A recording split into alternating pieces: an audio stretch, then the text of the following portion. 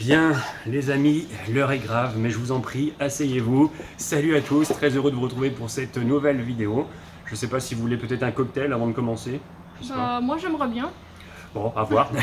Bon, alors il est l'heure de faire le bilan. Voilà 2 mois que nous avons commencé ici notre nouvelle vie au Costa Rica, aux Caraïbes, et on voulait revenir un petit peu sur ces 2 mois. Depuis tout, on a reçu énormément de questions dans nos dernières vidéos sur comment se passe la vie ici. Donc tout ça, on va vous en parler. On va vous dire si on a été bien accueillis, aussi comment on fait avec la langue, combien ça coûte. Ça, beaucoup de gens nous ont demandé combien on paye, etc. Ça, on vous en parlera plus vers la fin de la vidéo. Et surtout, la question ultime, est-ce que nous allons rester ici ou pas? Donc n'hésitez pas à rester jusqu'au bout de cette vidéo parce qu'on va commencer tout de suite.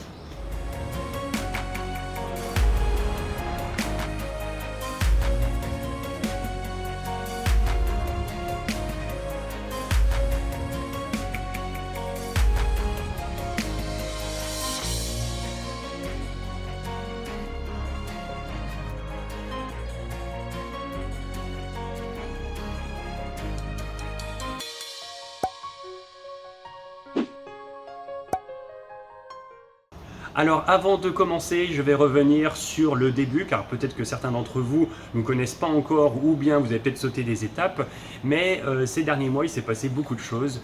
Notamment, on a voulu partir travailler à l'étranger, donc on a regardé un petit peu partout dans le monde. On ne vous cache pas qu'au début, on regardait surtout dans les dom-toms, pour la facilité de la langue un petit peu, et ensuite on s'est élargi au reste du monde, et on a une opportunité qui s'est offerte à nous ici au Costa Rica, donc on a eu quand même pas mal de chance de pouvoir venir, sachant quand même qu'il y a plusieurs choses à prendre en compte, notamment, et ça on le dit souvent aux gens qu'on rencontre, que nous n'avons jamais travaillé dans la restauration, donc ça c'est quand même quelque chose d'énorme, ni dans le service, sachant qu'on a quand même ouvert un bar-restaurant, donc il faut le faire, qu'on n'a jamais repris, qu'on n'a jamais pris une gérance, tout simplement. Donc c'était quand même des gros challenges, et en plus de ça, on va dans un pays où on ne parle pas la langue, car malheureusement, on ne pratique pas encore l'espagnol. Alors, ces derniers temps, ça va beaucoup mieux, mais c'est vrai que quand on a débarqué ici, à part vraiment les bases de chez base, c'était compliqué. Ouais. Mais voilà. Alors, tout d'abord, maintenant que nous sommes ici, on est arrivé le 1er octobre, ça fait déjà 2 mois, parce que là on est début décembre, et on va justement vous dire comment on a été accueillis ici, si tu veux commencer justement. Alors pour ce qui est d'accueil, les locaux ils sont vraiment super sympas, ça on peut rien dire parce qu'à chaque fois qu'on y passe ils disent bonjour, ils ont un grand sourire. Et c'est pas comme dans certains pays quand il y a des étrangers qui s'installent, les locaux ils aiment pas trop qu'ils reprennent leur terrain, leur travail, qu'ici les Costaricains ou Costariciens. La grande question, alors ça vous pouvez nous le dire en commentaire. Les locaux ici, ils adorent ça, surtout ils adorent les Français, donc dès qu'il y a un nouveau restaurant, les étrangers qui ouvrent, et ils viennent tout de suite pour goûter, pour manger quelque chose, pour tester, manger d'autres choses. Donc ça c'est vraiment super, ils sont super chouettes. Là il n'y a rien à dire, c'est vraiment super. Donc ça c'est un grand plus. Si d'ailleurs vous avez l'intention de venir, je sais pas, monter un business au Costa Rica ou y vivre, on doit bien dire que ici les gens sont vraiment super accueillants. Ouais. Alors on sait que c'est pas le cas partout, parce que quand on va dans un pays pour travailler, des fois les locaux ou les voisins, tout ça, ils aiment pas trop, enfin ils vous montrent que voilà, on n'est pas forcément les bienvenus. Mais alors ici, franchement, nous Angélica qui n'était jamais venue au Costa Rica et moi qui étais venu il y a 7 ans, c'est vrai qu'on n'avait pas pris ça en compte, et quand on est arrivé, on a eu cette surprise que c'était vraiment agréable, que tous les gens nous sourient, nous disent bonjour, même si on a du mal à communiquer. Vraiment ça c'est top, donc un gros point positif pour le Costa Rica, pour le pays. Ensuite, question de la langue maintenant, de l'espagnol. Alors, il faut savoir... Avant de venir, on connaissait pas allemand, parce que moi j'avais allemand à l'école, il avait allemand. Moi aussi, moi j'ai fait de l'erreur de... Non, c'est pas une erreur, mais... Moi j'avais pas le choix, j'avais qu'allemand, donc j'avais jamais des bases d'espagnol. En France, je n'ai jamais parlé en espagnol, donc tout début c'était compliqué, parce que quand les gens ils viennent et ils nous parlent en espagnol, on travaille ici, on est chez eux, on parle pas la langue, c'est compliqué, parce que ça on trouve c'est la moindre des chances d'apprendre la langue du pays où on vit. Parce qu'il y en a beaucoup des étrangers qui arrivent dans les pays, pendant 20 ans ils habitent et ils parlent pas un mot espagnol, et ça on trouve ça c'est dommage. Donc c'est pour ça on s'est mis vraiment à apprendre. On s'est mis à fond. à fond. Et il n'y a pas si longtemps, une application qui nous a contacté qui s'appelle Rosetta Stone pour tester leur application. Donc on a dit tout de suite oui parce que ça nous intéresse. Et on l'a testé et c'est vraiment, vraiment super. Parce qu'elle apprend pas comme toutes les autres applications quand on a traduction en français, espagnol, tout ça. Il y a des images avec des mots, des phrases qu'on doit apprendre et on parle qu'en espagnol. En plus, nous on parle, l'application elle nous dit si on parle bien ou pas, elle fait un bruit, un son. Alors je vous cache pas que moi j'ai toujours le bruit où je fais des erreurs, donc ça et ouais, moi je fais beaucoup d'erreurs, j'apprends beaucoup moins vite qu'Angélica qui elle a des facilités avec les langues. Il faut savoir que Angélica, elle, parle 3 langues couramment, le polonais, le français et l'anglais, et bientôt l'espagnol, justement grâce à cette application ça, entre autres. Moi, je suis toujours un peu en retard. L'anglais, ça va beaucoup mieux depuis que je suis arrivé. Et l'espagnol, bah là, je commence. Ça commence, il connaît déjà plus en plus des mots. Là, on se répète tous les soirs les mots. On essaye des fois c'est dire les phrases en espagnol et ça c'est vraiment chouette. Ce que je fais, moi j'utilise l'application en fin de journée, à la fin, juste avant de me coucher. Comme ça, je mémorise un petit peu mieux. Et c'est vrai que c'est pas mal. C'est pas mal et on trouve justement par rapport à les locaux, si on veut rester ici, on veut s'implanter ici, ça c'est juste pour les respects aux locaux. Ça va de à parler minimum la langue, ça va de soi. Et d'ailleurs, regardez ce qu'on a pour vous. Attendez, je le sors. Voilà, hop, voici, je vous le mets ici. Et oui, on a réussi à avoir 50% pour nos abonnés. Donc pour en bénéficier, c'est tout simple, il suffit d'aller dans la description de cette vidéo, vous cliquez sur le lien qu'on vous a mis et vous pourrez avoir 50% sur votre abonnement à l'application. Et surtout, ça marche les mieux si vous prenez un abonnement pour 2 ans. Et comme ça vous vaut à 5 € par mois. Donc c'est vraiment pas grand chose pour une application qui est vraiment super, qui vous permet d'apprendre beaucoup de langues. Et aussi, les trucs c'est que espagnol d'Amérique latine, il est différent qu'espagnol de l'Espagne. Et sur l'application, vous pouvez choisir espagnol d'Espagne ou espagnol d'Amérique latine. Bon, après, il y a aussi bien sûr d'autres langues, il y a anglais, il y a plein d'autres langues. Donc il y a toutes les langues que vous voulez. Si vous voulez partir à l'étranger quelque part, regardez, parce que s'il y a les langues de ce pays où vous allez, ça c'est vraiment chouette. C'est ça, et vous pourrez faire une phrase comme celle-ci, El hombre es blanco. Bon, ok, c'est pas très utile pour le coup. Mais tu connais plein d'autres phrases qui sont utiles. Oui, vamos a la playa. Et puis, una cerveza, por favor, ça c'est la base. Mais enfin bon, toujours est-il qu'on apprend pas mal de choses, des petits mots qui nous servent à tous les jours. Et voilà. C'est très important. Les locaux, dès qu'ils arrivent, et on leur dit 3-4 mots parce qu'ils commencent souvent maintenant. Ils arrivent, ils commencent à parler en anglais. Nous, on essaye quand même de leur dire des mots en espagnol. Ils sont quand même. Non, l'anglais ça va pas le faire. Parle-nous espagnol, sinon on va pas y arriver. Et ils sont très contents quand même quand on essaye, quand on fait un effort. Donc ça c'est vraiment bien. Et ça, il faut apprendre. On vous dira le résultat dans quelques mois, mais voilà. On va encore tester. On vous dira dans quelques mois si on parle l'espagnol. Mais ça serait vraiment bien parce que c'est bien pour nous, pour notre vie privée, même si on restera, on ne sait pas si on reste encore ici. Et même pour après. Pour nous les qui voyageons voyages, beaucoup, c'est très important. C'est très important pour les voyages. L'anglais et l'espagnol, c'est les langues les plus parlées au monde quasiment, donc c'est important. C'est très important, ouais. Maintenant, eh bien, nous allons passer à un sujet que vous attendez tous, ou en tout cas beaucoup d'entre vous, c'est la question du prix. Combien ça vaut de vivre ici, d'habiter ici, combien nous aussi on paye le loyer par exemple. Donc on va pas vous mettre de filtre, on va vous parler de tout, comme ça vous saurez tout et on vous cache rien. Juste avant de parler des chiffres, on va parler de l'affluence en restaurant parce qu'il faut savoir que nous... bien sûr, ça va avant. Désolé pour le véhicule qui passe. Parce que nous, on est juste à la sortie du parc national de Cahuita. Donc, il faut savoir qu'ici, il n'y a pas du monde tout le temps. Et que comme la semaine dernière, qu'on avait plusieurs jours de pluie, comme vous le savez, vous avez vu dans les vidéos, pendant les journées comme ça, il y a la rivière qui passe dans les parcs et normalement, quand on marche, on doit la passer, elle déborde et du coup, les parcs, ils ferment à cet endroit-là et les gens, ils peuvent pas passer. S'ils peuvent pas faire le tour entier. Ils peuvent pas faire le tour entier et ils n'arrivent pas ici. Voilà. Donc, ces journées-là, on a zéro, on n'a personne qui vient ici. Donc s'il y a plus de journées comme ça, moins on gagne. Mais par contre, des journées où il fait beau, il peut y en avoir même trentaine, quarantaine de personnes. Donc, bon, il faut savoir que nous, on a commencé donc le 1er octobre, on a fait octobre-novembre, ce qui est une période creuse, quoi. C'est la saison basse, ici au Costa Rica, c'est la fin des saisons des pluies. Et là, nous allons arriver au mois de décembre jusqu'à avril à la haute saison, donc la saison touristique. Donc là, ça va être plus intéressant et donc on pourra avoir un peu plus l'influence. Donc c'est pour ça que pour l'instant on se fait une idée par rapport à nos 2 premiers mois. Mais ça reste quand même assez beaucoup zéro, beaucoup zéro, beaucoup zéro, c'est très instable. Bon, et puis aussi, je profite pour répondre à une petite question. Est-ce que j'ai appris ou non la danse du soleil? Eh bien, non, toujours pas. Je suis toujours bloqué sur ce pas de danse, sur la saison des pluies, enfin sur la danse de la pluie. Voilà, bon, enfin, ceux qui nous découvrent à travers cette vidéo, vous n'allez rien comprendre, mais si jamais vous nous avez vu, vous savez de quoi je parle. Bon, ensuite, plus sérieusement, on va parler des chiffres. Alors, combien ça coûte? Nous, on va vous dire les prix de combien on paye. C'est relatif, parce que on va vous expliquer pourquoi. Alors nous, on paye toute taxe, enfin non, on va dire tout compris, comme ça on fait juste les loyers. Juste le loyer. Alors, le loyer net, c'est 1500 $. Donc ce qui vaut à 1400 €. Ici, tout est en dollars, toujours tous Ouais, les ici, trucs de location, ça c'est que des dollars, il n'y a pas des colonnes. Dollars américains, bien sûr. Donc du coup 1500 $, sachant que dedans il n'y a pas les frais en plus.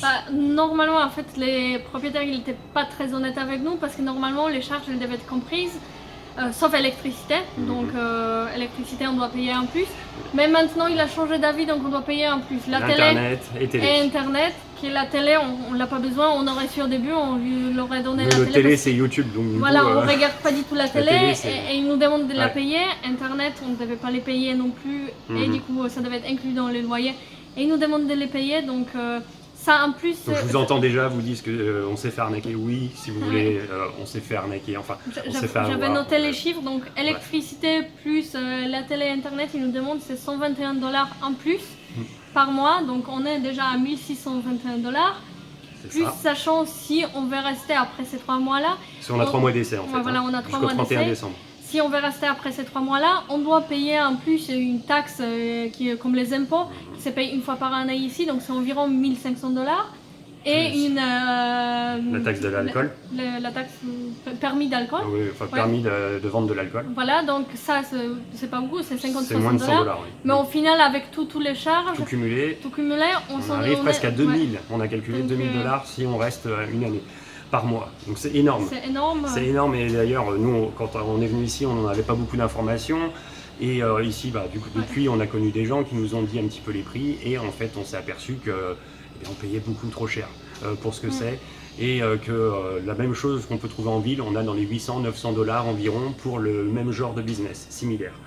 Donc voilà un petit peu dans l'idée. Donc on ne savait pas au début, sachant qu'on doit s'approvisionner en plus, on doit acheter tout ce qui est l'alcool, tout ce qui est la nourriture, tout ça. Boissons, tout. Donc ça, tout s'accumuler, il faut qu'on fasse des gros chiffres. Les mois octobre et novembre, dans les 2 mois, on a gagné 3400 €. Donc on a à peine remboursé les loyers, électricité, internet. Mais sachant qu'on a investi 1060, c'est tout en dollars, j'avais dit l'euro. 1060 $ on a investi pour acheter les plaques de cuisson, un frigo, une micro-ondes, une cafetière, des assiettes, des trucs comme ça. Donc ça, on n'arrivera pas à les rembourser. Ça, on n'arrivera pas à les rembourser. En 3 mois, ça va être dur. Même si on fait un gros mois de décembre, en tout cas, si on y arrive, ça sera juste vraiment pile. On sera pile à zéro.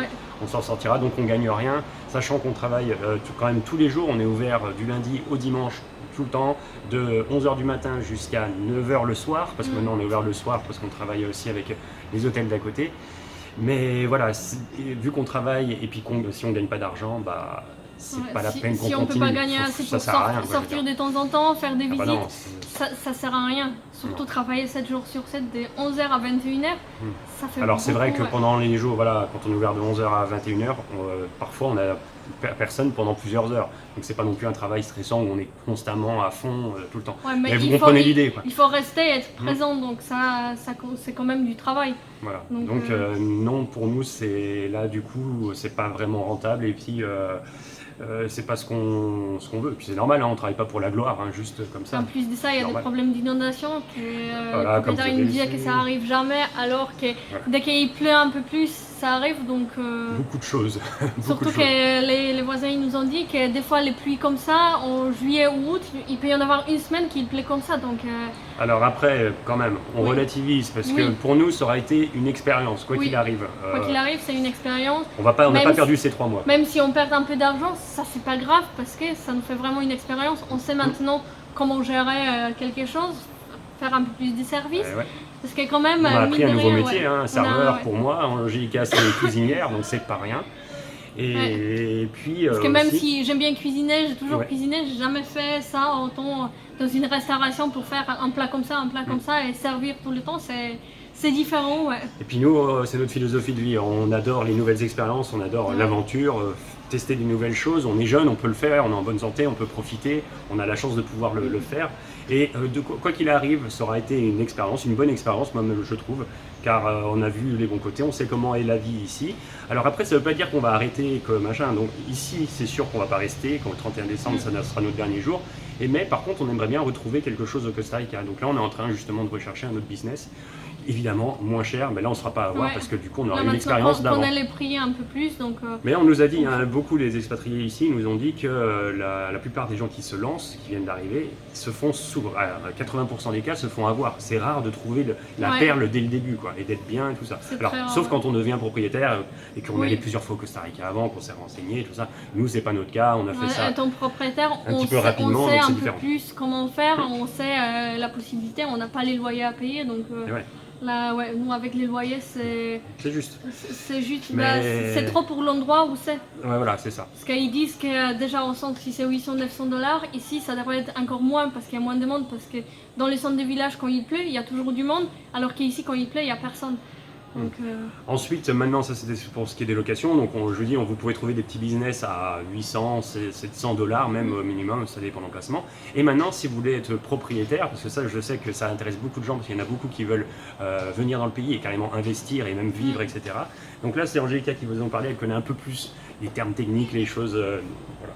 Alors, pour devenir propriétaire, c'est beaucoup plus simple parce que vous pouvez, en tant qu'étranger, vous pouvez acheter un terrain, vous pouvez construire un hôtel, un restaurant, qu'est-ce qui vous plaît.